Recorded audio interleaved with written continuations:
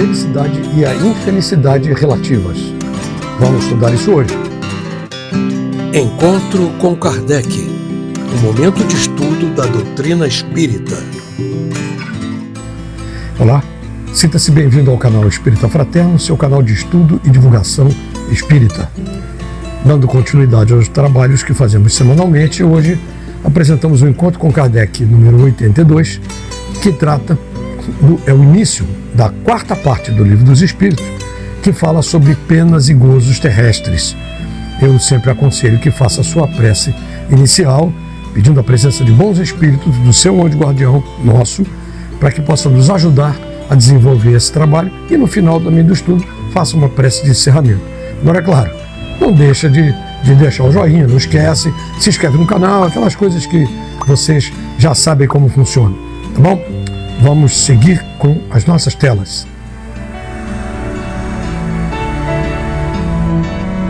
Livro 4. Esperanças e Consolações. Capítulo 1. Penas e gozos terrenos. Felicidade e infelicidade relativas. Perguntas 920 a 933. Felicidade e infelicidade relativas. Pode o homem gozar de completa felicidade na terra? Não. Por isso que a vida lhe foi dada como prova ou expiação. Dele, porém, depende a suavização de seus males e o de ser tão feliz quanto possível na terra. Concebe-se que o homem será feliz na terra quando a humanidade estiver transformada. Mas enquanto isso se não verifica, poderá conseguir uma felicidade relativa? O homem é quase sempre o obreiro da sua própria infelicidade. Praticando a lei de Deus, a muitos males se preservará e proporcionará a si mesmo felicidade tão grande quanto o comporte a sua existência grosseira. O homem que se acha bem compenetrado de seu destino futuro não vê na vida corporal mais do que uma estação temporária. É como uma parada momentânea numa hospedaria precária. Consola-se facilmente de alguns aborrecimentos passageiros, de uma viagem que deve conduzi-lo a uma posição tanto melhor quanto melhor tenha cuidado dos preparativos para realizá-la. Somos punidos já nesta vida pelas infrações que cometemos às leis que regem a existência corporal, por meio dos males decorrentes dessas mesmas infrações e dos nossos próprios excessos. Se remontarmos pouco a pouco à origem do que chamamos nossas desgraças terrenas, veremos que, na maioria dos casos, são a consequência de um primeiro afastamento do caminho reto. Em virtude desse desvio, enveredamos por outro mal, e de consequência em consequência caímos na desgraça. É preciso entender a diferença entre a alegria e a felicidade. Em primeiro lugar, nós temos que entender que o sentimento de felicidade ou de infelicidade é extremamente particular e depende diretamente do estágio intelectual e evolutivo de cada pessoa. Sim, porque esses sentimentos em uma criança têm um perfil diferente do de um adulto. Para uma pessoa que passa extrema pobreza, é diferente do daquela que não passa necessidade nenhuma. Mas dentro da visão espírita, os benfeitores deixaram claro para Kardec o que é realmente felicidade, isso é, o real conceito da vida na eternidade do espírito. Bem, é preciso também entender que felicidade é diferente de alegria e infelicidade é diferente de tristeza. Parece óbvio, né? Mas acredite, tem muita gente que confunde essas duas coisas. A alegria é um estado de ser temporário. Eu estou alegre porque passei numa prova de um concurso. Ou posso estar alegre porque realizei uma festa de aniversário do meu filho. Da mesma forma, o inverso também. Se a tristeza de não ter passado no concurso, por exemplo, ou não ter realizado a festa, seria infelicidade? Não, isso é tristeza. Isso não é felicidade, não é? A felicidade é um estado mais duradouro, é uma situação de ser e não de ter. É uma conquista íntima que nos leva a ser mais sensíveis e mais fraternos. Repara que quando uma pessoa está feliz, normalmente transparece esse estado, né? O que nem sempre acontece quando você está infeliz. Muita gente age como se estivesse feliz, mas intimamente está infeliz. Internamente, lá no fundinho, onde ninguém vê. Mas se está feliz, dificilmente esconde isso e fica meio que transparente essa felicidade, não é? É por aí. Seguindo? A felicidade terrestre é relativa à posição de cada um. O que basta para a felicidade de um constitui a desgraça de outro. Haverá, contudo, alguma soma de felicidade comum a todos os homens? Com relação à vida material, é a posse do necessário. Com relação à vida moral, a consciência tranquila e a fé no futuro. O que para um é supérfluo, não representará para outro o necessário e reciprocamente de acordo com as posições respectivas? Sim, conformemente às vossas ideias materiais, aos vossos preconceitos, à vossa ambição e às vossas ridículas extravagâncias, a que o futuro fará justiça. Quando compreenderdes a verdade, não há dúvida de que aquele que tinha 50.000 libras de renda, vendo-se reduzido a só ter 10.000, se considera muito desgraçado por não mais poder fazer a mesma figura, conservar o que chama a sua posição, ter cavalos, lacaios, satisfazer a todas as paixões, e etc. Acredita que lhe falta o necessário, mas francamente, achas que seja digno de lástima quando ao seu lado muitos há, morrendo de fome e frio, sem um abrigo onde repousem a cabeça?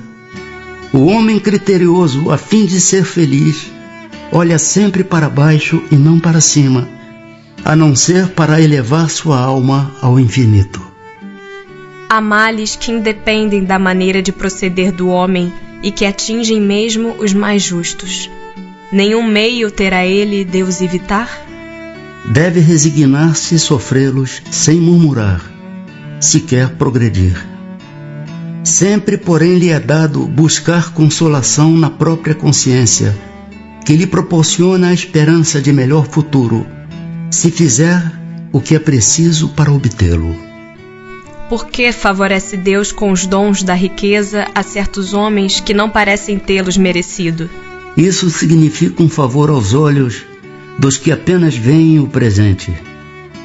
Mas fica sabendo, a riqueza é de ordinário prova mais perigosa do que a miséria. Criando novas necessidades, a civilização não constitui uma fonte de novas aflições? Os males deste mundo estão na razão das necessidades factícias que vos criais. A muitos desenganos se poupa nesta vida aquele que sabe restringir seus desejos e olha sem inveja para o que esteja acima de si. O que menos necessidades tem, esse o mais rico. Invejais os gozos dos que vos parecem os felizes do mundo. Sabeis porventura o que lhes está reservado? Se os seus gozos são todos pessoais, pertencem eles ao número dos egoístas. O reverso então virá. Deveis de preferência lastimá-los.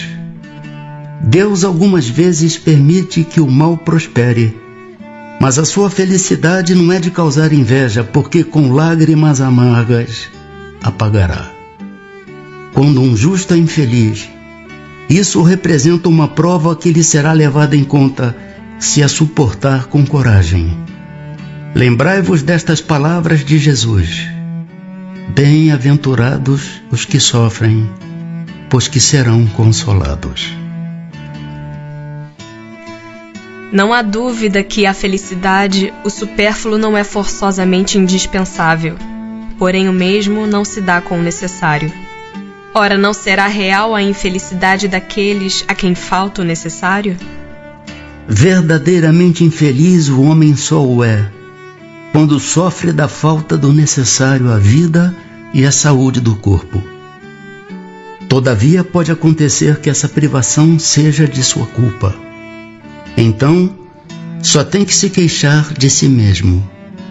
Se for ocasionada por outrem, a responsabilidade recairá sobre aquele que lhe houver dado causa. Evidentemente, por meio da especialidade das aptidões naturais, Deus indica a nossa vocação neste mundo.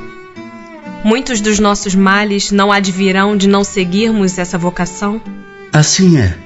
De fato, e muitas vezes são os pais que, por orgulho ou avareza, desviam seus filhos da senda que a natureza lhes traçou, comprometendo-lhes a felicidade por efeito desse desvio. Responderão por ele. Acharias então justo que o filho de um homem altamente colocado na sociedade fabricasse tamancos, por exemplo, desde que para isso tivesse aptidão? Cumpre não cair no absurdo nem exagerar coisa alguma.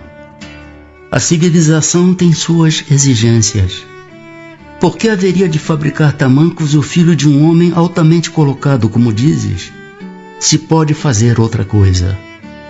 Poderá sempre tornar-se útil na medida de suas faculdades, desde que não as aplique às avessas.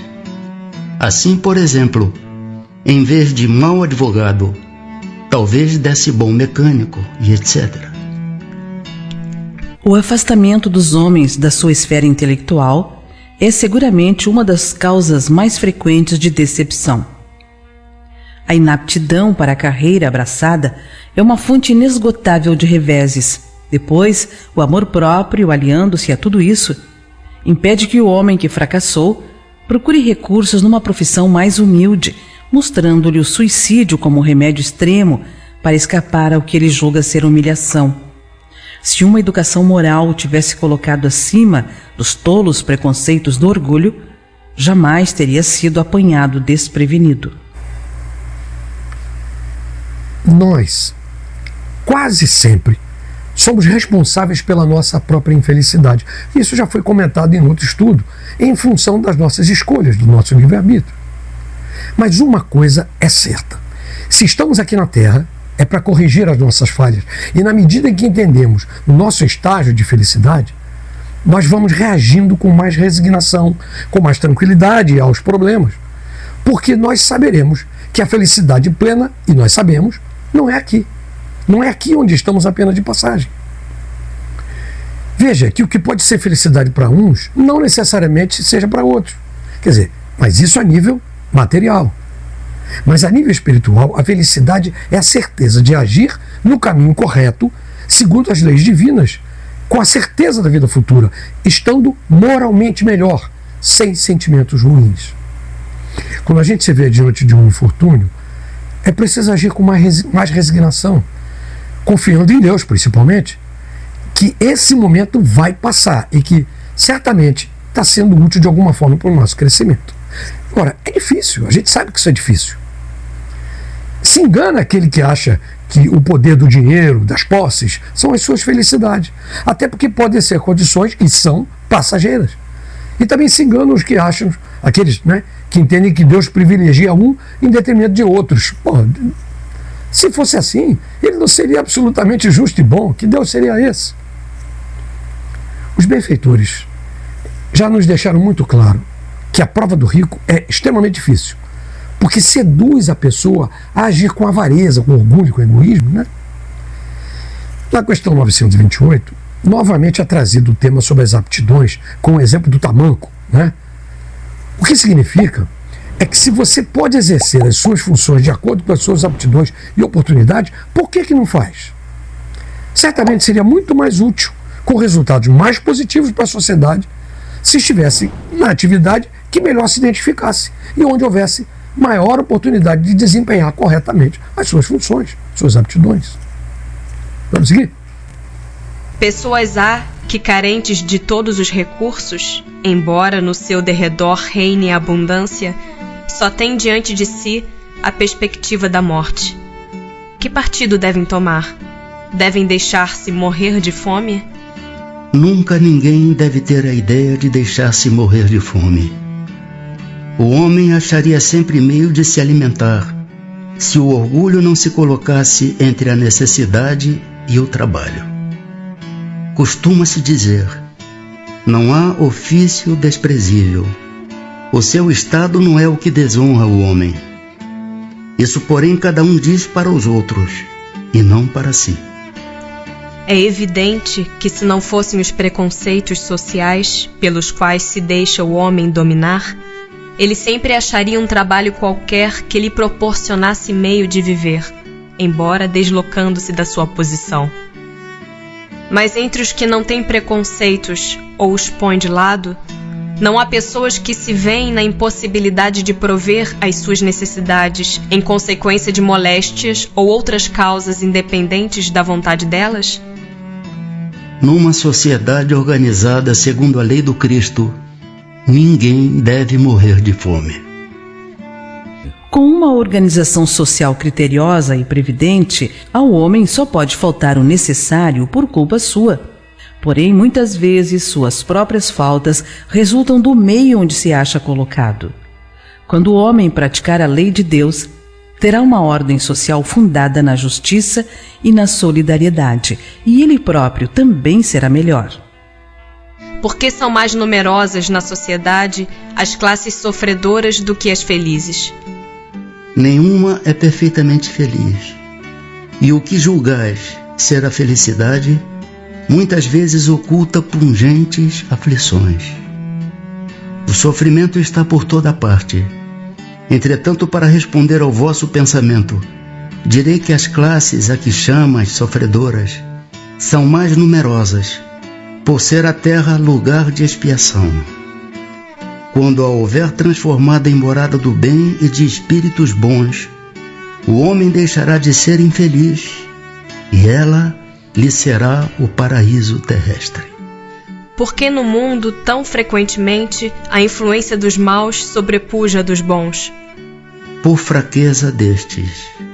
Os maus são intrigantes e audaciosos. Os bons são tímidos. Quando estes o quiserem, preponderarão.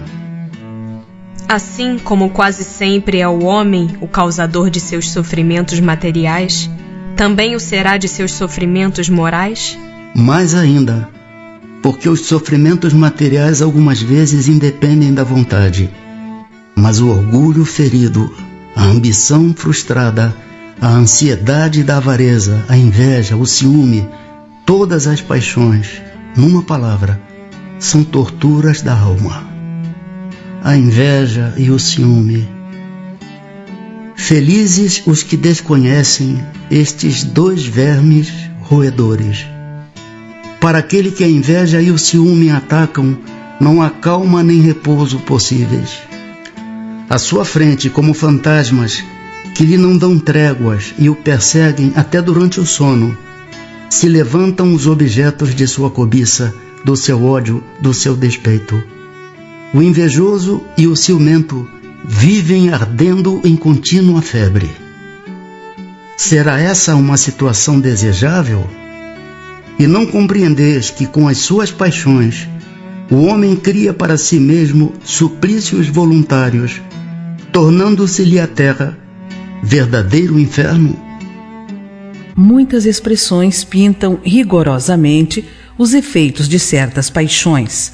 Disse: encher-se de orgulho, morrer de inveja, secar de ciúme ou de despeito, não comer nem beber de ciúmes, etc. E esse quadro é bem real. Às vezes o ciúme nem mesmo tem objetivo determinado. Há pessoas ciumentas por natureza, sentem ciúme por tudo o que se eleva, por tudo que escapa da vulgaridade, mesmo quando não são movidas por nenhum interesse direto, mas unicamente por não poderem atingir o mesmo plano. Tudo o que lhes parece estar acima do horizonte as ofusca. Caso constituíssem maioria na sociedade, fariam o possível para reduzir tudo ao nível em que se acham. É o ciúme aliado à mediocridade. Na maioria das vezes, o homem só é infeliz pela importância que atribui às coisas deste mundo. A vaidade, a ambição e a cupidez, quando frustradas, fazem-no infeliz. Se ele se colocar acima do círculo acanhado da vida material, se elevar seus pensamentos para o infinito, que é seu destino, as vicissitudes da humanidade lhe parecerão mesquinhas e pueris, como a tristeza da criança que se aflige pela perda de um brinquedo que constitui a sua felicidade suprema. Aquele que só vê a felicidade na satisfação do orgulho e dos apetites grosseiros é infeliz quando não pode satisfazê-los, ao passo que aquele que nada pede ao supérfluo é feliz com o que os outros consideram calamidades. Referimo-nos ao homem civilizado, pois o selvagem, cujas necessidades são mais limitadas, não tem os mesmos motivos de cobiça e de angústias, já que diversa é a sua maneira de ver as coisas. Como civilizado, o homem raciocina sobre a sua infelicidade e a analisa. Por isso, é mais afetado por ela. Mas também lhe é possível raciocinar sobre os meios de obter consolação e de analisá-los. Ele encontra essa consolação no sentimento cristão que lhe dá a esperança de um futuro melhor, e no Espiritismo, que lhe dá a certeza desse futuro. Uma coisa é fato: é muito difícil passar uma situação de desemprego. Tendo ou não uma formação, uma especialidade ou algo do gênero. Ali eles comentam, inclusive, a situação do orgulho pessoal em não aceitar qualquer emprego quando se tem experiências outras. Mas creiam, é uma sensação de frustração e às vezes até de vergonha. Eu já passei isso. Esse sentimento de frustração é muito difícil de ser combatido em função das adversidades que a pessoa pode estar enfrentando. Isso precisa ser trabalhado por quem passa essa situação para tentar ao máximo agir com resignação e confiar na vida futura. É claro que, acima de tudo, nós devemos sempre fazer tudo pela vida e nunca nos deixar levar pelo sentimento de desistência, de morte.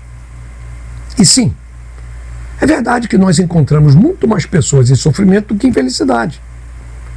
Infelizmente, já encontramos muito mais gente para destruir do que para construir, não é? Os benfeitores comentam aqui mais uma vez sobre a inveja e o ciúme, comparando esse sentimento com os vermes roedores, porque eles vão corroendo e desequilibrando as pessoas e, consequentemente, a sociedade que nós vivemos. A questão é que nós estamos num processo de correção no nosso planeta, que é de provas e expiações. Aliás, isso já foi amplamente comentado aqui. Ainda não passamos para um outro estágio planetário, quando seremos, certamente, um mundo regenerado. E aí sim, essa situação vai se inverter. É nesse caso que entra a confiança no futuro. A humanidade só não é feliz porque deposita a esperança de felicidade nas condições materiais da vida e não na vida espiritual. Depois dessa vida, é o verdadeiro mundo eterno. A matéria vai desintegrar, mas o espírito vai continuar na sua caminhada em direção a Deus, quer você queira, quer você não queira. Quer acredite ou não acredite, quer faça alguma coisa ou não. Esse é o caminho, o crescimento espiritual para nós seguirmos na vida principal, que é a vida espiritual. Não é aqui na Terra, onde a gente passa 50, 60 anos. Não é aqui. É na vida espiritual, nessa imensidão do universo, caminhando na direção de Deus. Esse é o propósito da existência. Meus amigos, muito obrigado por estarem até aqui, assistindo esse encontro número 82. Eu espero encontrá-los aqui novamente na próxima semana, no encontro 83, e indico que não esqueça agora de fazer a sua prece final, agradecendo o apoio de bons espíritos, e evidente, deixa o joinha, faz a inscrição no canal, aquelas coisas que vocês sabem, e nos ajude a divulgar a doutrina dos espíritos. Muito grato, fiquem na paz.